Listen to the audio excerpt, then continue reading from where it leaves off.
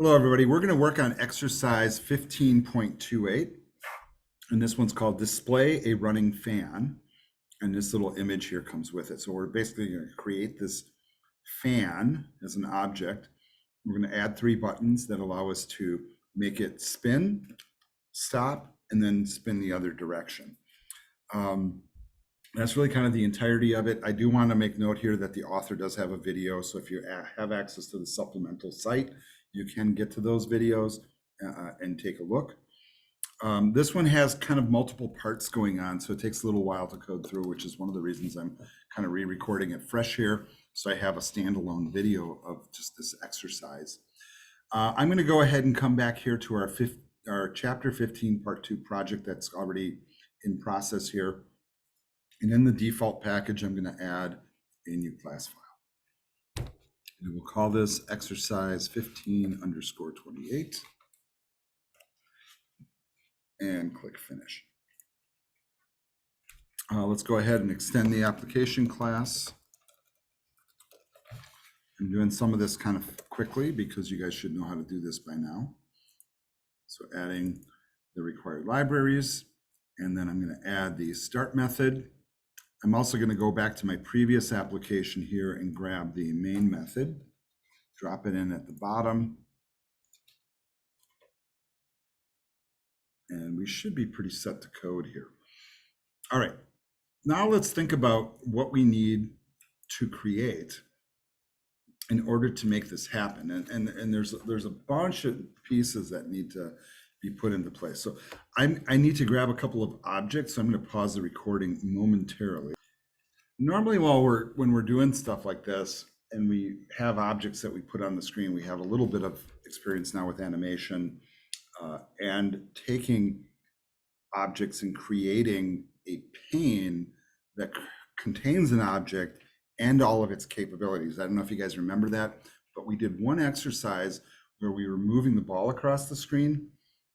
And instead of just creating a circle and moving the circle, we created a pane and then manipulated the pane, and the pane brought with it the capabilities of the pane, the object, and all of its maneuvering capabilities. And that's exactly what we're going to create here. So what we're going to do is we're going to build a class within a class. I'm actually going to create a separate class file within this class file. You could also do it as an external file. That would be fine. I'm just doing it in the same file for simplicity.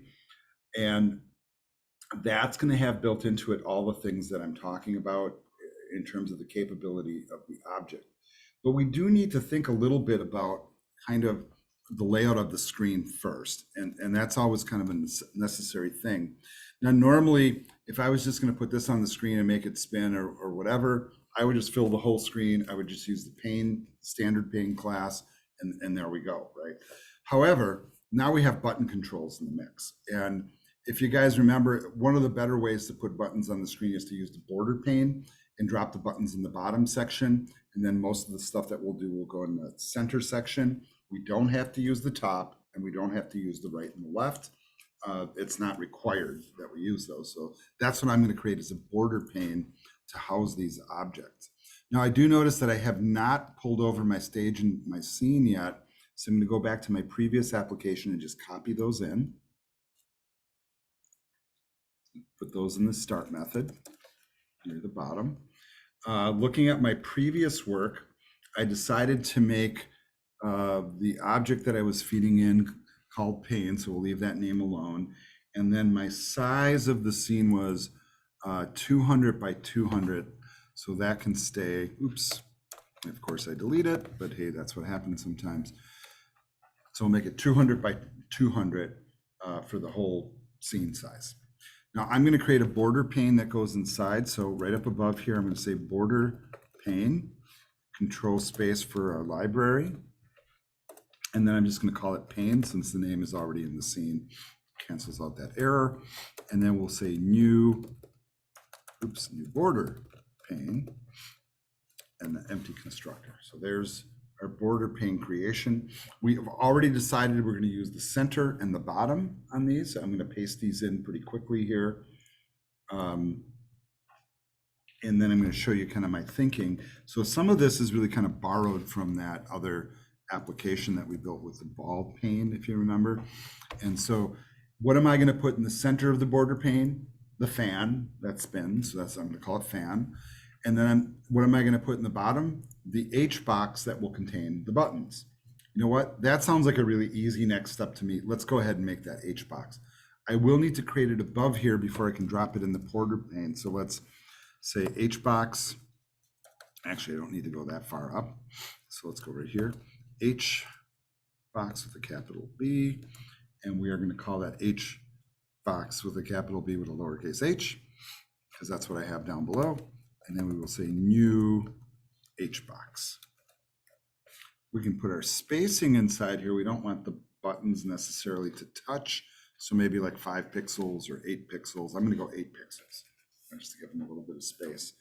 HBox does need a library, so hover, do your import for Java effects. All right, so that's one structure created. What goes inside the HBox? Well, if I look at the graphic, I need 3 buttons, a pause, resume, and reverse. So let's build those and let's put them right here. So we'll call in the button class, control space for the class. All right, the first button I'm going to create, I'm going to use the prefix naming convention. So I'm going to say BT pause for the pause button. So that would be a new button, and I can put the text of the button on there immediately in the constructor. So let's just do that. Now we're going to repeat this process twice. I'm a big fan of copy paste. So let's just paste it in twice and we'll just change our names. So we already have a pause button. We also need a resume and reverse, right? And then change the text here to match. Okay, so there's our HBox buttons. Now we need to put them in the HBox. So let's do our get children command. So I'm going to type hbox.getChildren. More than one object, so we will add all. What are those objects? That's going to be BT pause, BT resume, and BT reverse. And then add our semicolon, a little space there. I'm also going to center everything so that it looks like the drawing that we were given. So I'm just going to drop that in. Looks like I copied an extra space here. Now the position library is required. You see how POS is highlighting. So let's right click or hover and import. And so now we have the buttons on the screen. They're centered. They're in the HBox. The HBox is at the bottom of the window. So that's all the easy stuff, frankly. All right, so that's the part that's easy to accomplish. But now we need to build this class inside of a class that will contain the fan and some of its movements. So I'm going to come up here to the top, and I'm going to create a thing called fan pane. Remember before we did a ball pane, now we're doing a fan pane. I'm going to call it fan so that my other error goes away. And then we're going to say new fan pane. And I realize it's underlining red because this is something we are creating and have not created it yet, right? But we've seen this approach before where you can create the code for the object before you've coded the object, and then use the automatic tools to create that class called fan pane. And look what it tries to do, right? So it tries to create a separate file. If you want, that's perfectly valid. As long as it's in the same folder, there's no reason why we can't do it. Now I'm going to leave it, I'm going to cancel here and build it into this file just so that we can like scroll up and down and see it. So I'm just going to come down here to the bottom beyond the last closing curly bracket, and I'm going to go ahead and create this fan pane as follows. So I'm going to type class fan pane.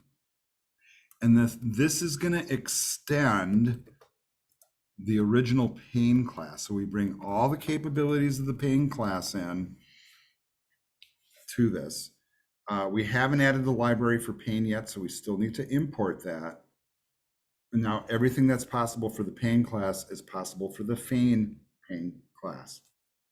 All right, so we're going to need to create basically a bunch of shapes here and figure out how we're going to make it all kind of jive. The other thing that I'm going to do is, like I did in the previous exercise where we kind of, was it 2 exercises back, or was it 3 exercises back? I forget. Oh no, this is what I was looking for, is this X and the Y pre-created. I'm going to copy this code. I'm just trying to do this to save time, basically. And I'm going to paste these in here, but I'm not going to call them X and Y. I'm going to call them width and height of the window. And I want to match this up with the size I've declared up here. So I'm going to make these both 200 and 200. All right. Now, why do I do that? That's so that I can predetermine the object size before I kind of insert it, and then work within those parameters to do all the movements, because otherwise it becomes hard if you don't have a point of reference, is the way that my brain thinks.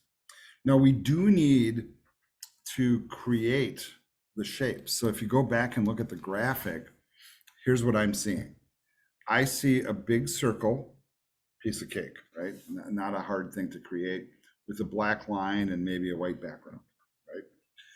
But then I see these like 4 triangular shapes. And of course, the author didn't make it easy for us. They decided that it's actually an arc on the outside edge, and then a triangle shape. So it's not like a straight up triangle shape. If you just create a triangle shape, I guess I'll be okay with that, because it's still fan blade, right? But there's a little bit more that really goes into it. So I'm going to set some parameters here that are kind of going to be interesting, that'll help us get here without doing too much unnecessary work. I'll provide all the code. And just by the way, I am going to be pasting this into my code share for those of you that are coding along with me here in class. So once again, my code share link is this. I will drop it into the chat window in Zoom. So there's the code share link, so you guys can start copying.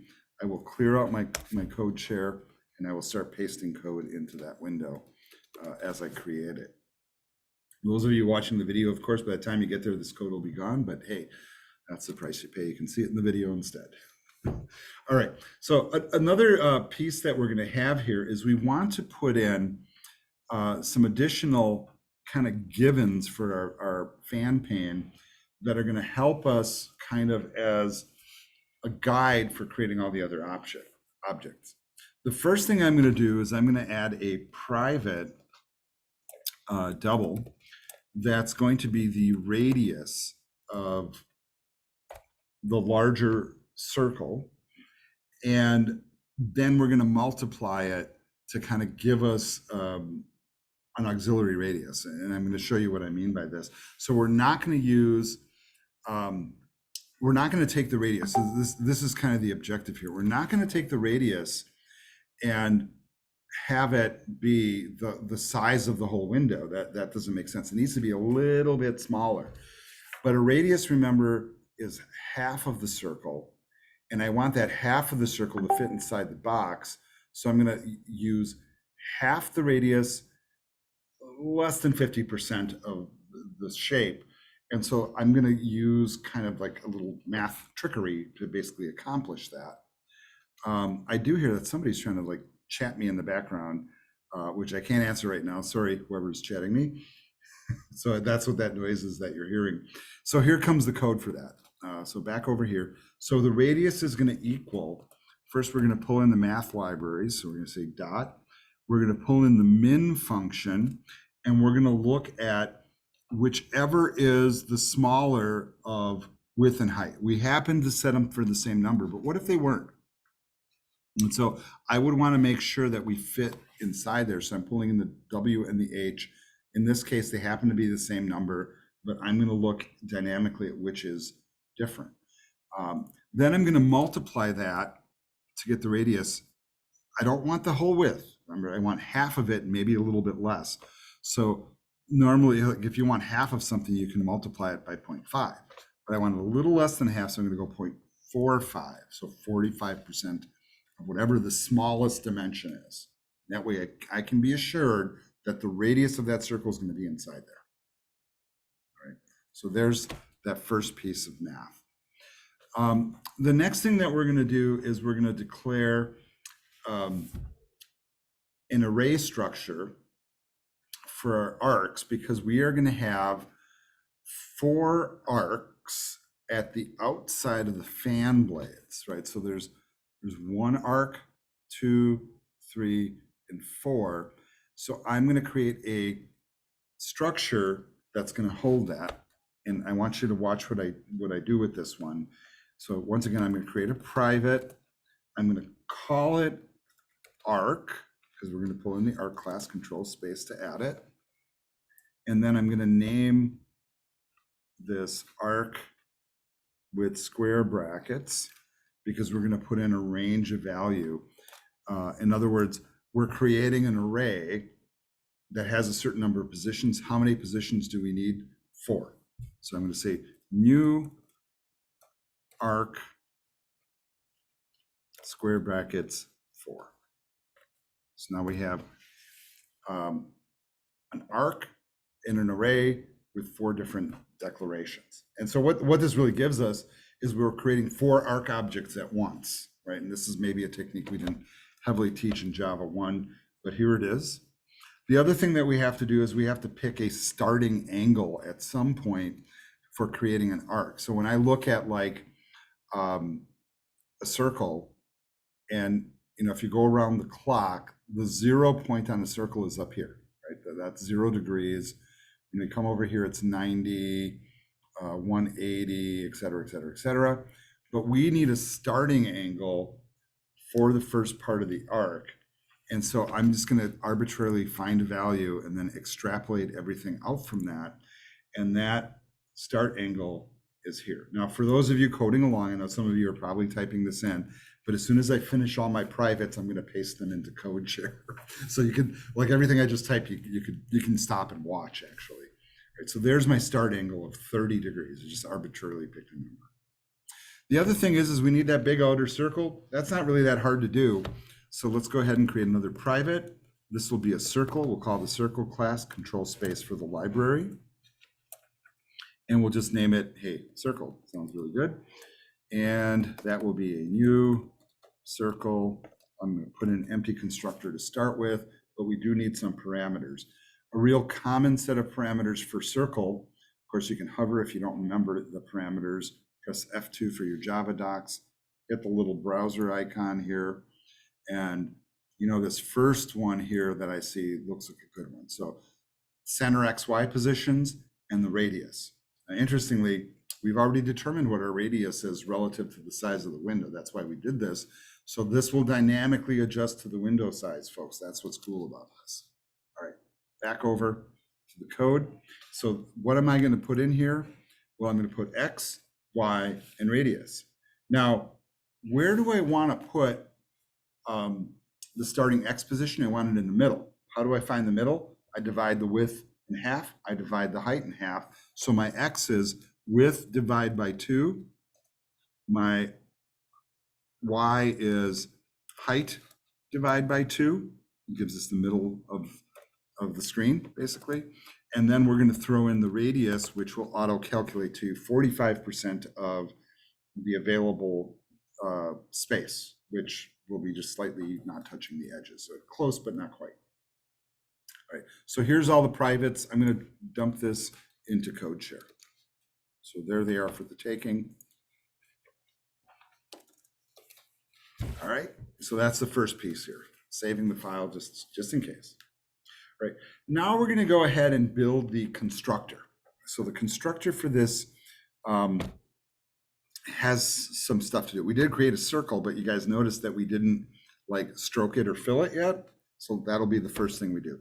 The constructor has to be public because it needs to be called from the outside. So we're gonna say public fan pane. And then here's our curly brackets. We're gonna add some code. So the first thing I'm gonna do is I'm gonna add these 3 lines first over to code share so you guys can copy them. You have to type the constructor yourself, but there's the code. And now I'm going to paste this in here. So we have one command to set the stroke, black line on the outside, one to set the fill, white background for the circle. I'm noticing my color library is underlining, so I'm hovering and doing the import for JavaFX. So now we have the colors available. Right. So stroke, fill, and then we also did a get children command to add the circle to the pane. So like now you'll notice that we don't have to preface it with the name because it's self-referring in this case. So it just does it, right? So we're just adding it to the pane. Which pane? The one we're already in. All right. Now comes the more challenging part, which is to draw the nitty-gritty of the arcs, right? So let's think about this really carefully. This is probably the most challenging part of this, which is why the author provides a video solution and why I do the same thing. This is an even numbered exercise also, so it's part of the even numbered exercise solution files. If you have the supplements or know how to find the resource folder in Blackboard, you can find the solution actually already put together. But what I find fascinating about this is we do have some repetition here. And so whenever we think repetition in these fan blades, we have to create 4 of these. They're basically the same shape. They're just in a different spot, right? So repetition should scream to a programmer loop. That's what it should say to you. And so I'm going to put together a for loop that's going to iterate 4 times. That means run 4 times. That will create each fan blade automatically using that array structure as kind of our repository for storing and then being able to retrieve the information and put it on the screen. So that's why we created the arrays to store the values and then be able to pull them out, put them on the screen, and that will happen as it's constructed. So here comes the for loop. I'm going to paste this all in at once. I'm thinking for the sake of time here because we're running out of time very quickly. So here comes in code share, folks. And that really should be indented or unindented. There it is. And back over to Eclipse to paste it in. So there's our code.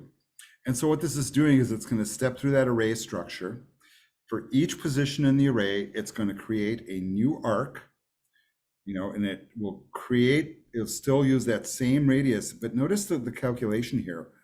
The same way I calculated the radius to be 45% of the space, I'm now calculating the radius of the arc to be 90% of the space because I don't want it to touch the outer edge of the circle. I want it to come in a little bit.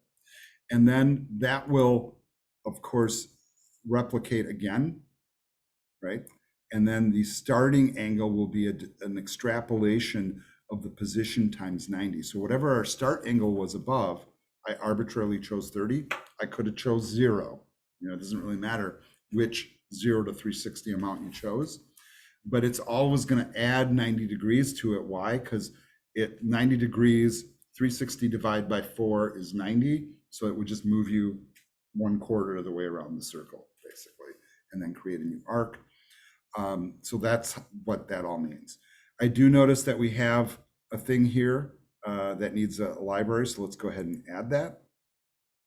So that's for the archetype. We're setting a fill color of red for the blades. You can make it any color you want.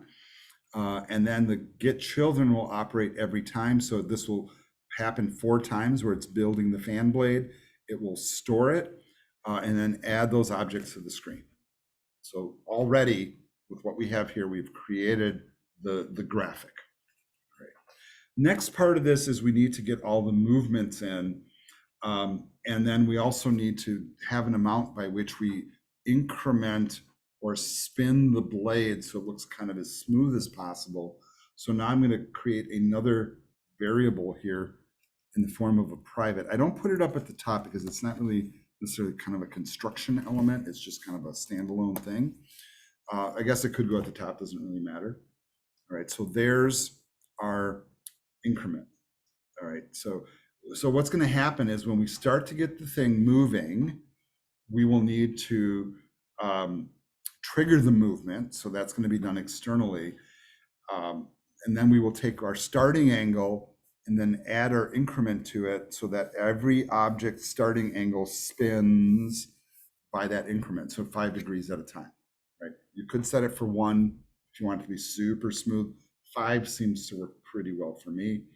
So here's the move method coming in. Go over to code share. There's the move method. And then I'm going to drop that in Eclipse.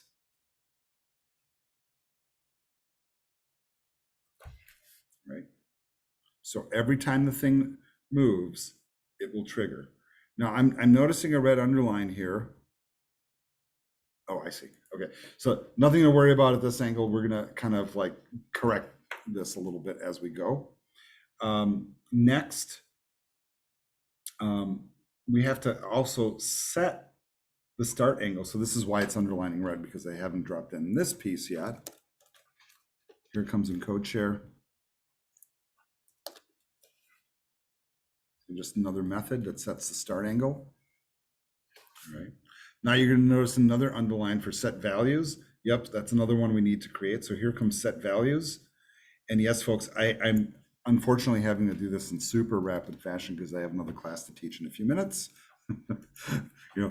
Nothing like a little pressure to make your code quickly, right? And really it's just a copy paste. So the set values command, so every time we spin, we have to like recalculate every part of it, which means we have to go through the loop for each arc again. And so we're just adjusting all of the values through set values.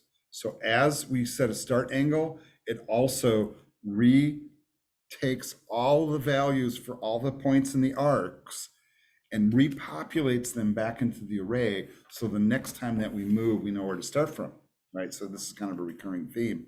The thing that's always amazing about this stuff is all this stuff that's happening happens so quickly. And in fact, many times a second, to make it all go. That's what I think is really cool about this. All right, we set a move, we set the start angle, we set the values.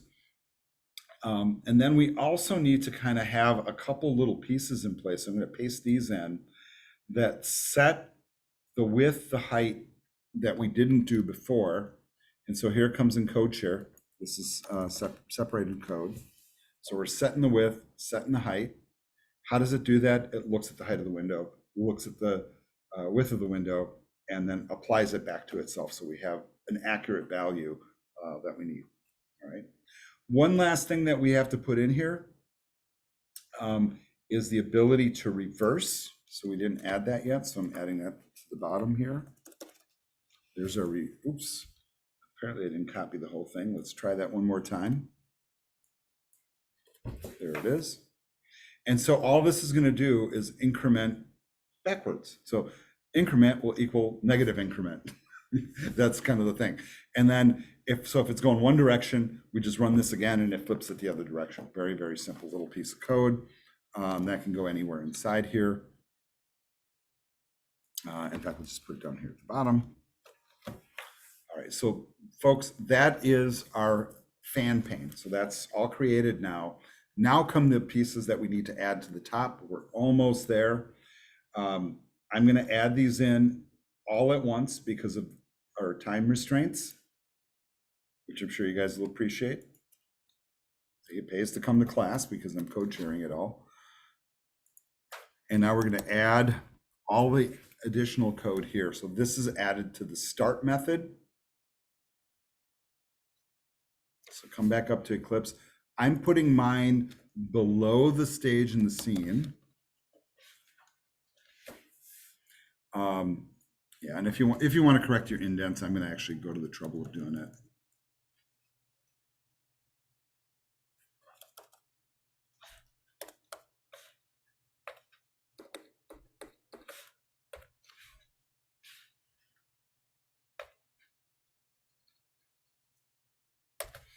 and not doing it so elegantly, but hey, that's how life is sometimes.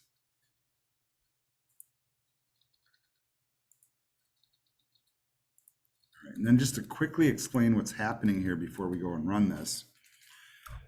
First, let's take care of all the underlines. So we need a timeline for Java effects. And it looks like we need a keyframe. Okay, so I'm trying to see why this is all underlining here and not cooperating. Did my copy paste break something, or did my indents break something? Yeah, they sure did. Okay.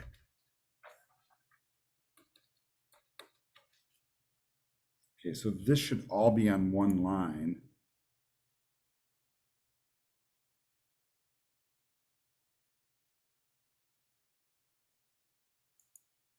Yeah, and I wish I had time to sit and explain this particular piece, because it gets kind of complicated because we're instantiating inside of an instantiation. But basically what we're doing here is we are going to run a animation here over 1/10 of a second. That's what this stands for. 100 milliseconds is 1/10 of a second. And then as the keyframe, and so this is the piece I think where we need the library. So let me see if I can find that. I don't know why it's not activating automatically, but here is the code for that. I'll drop it in the code share, way at the bottom.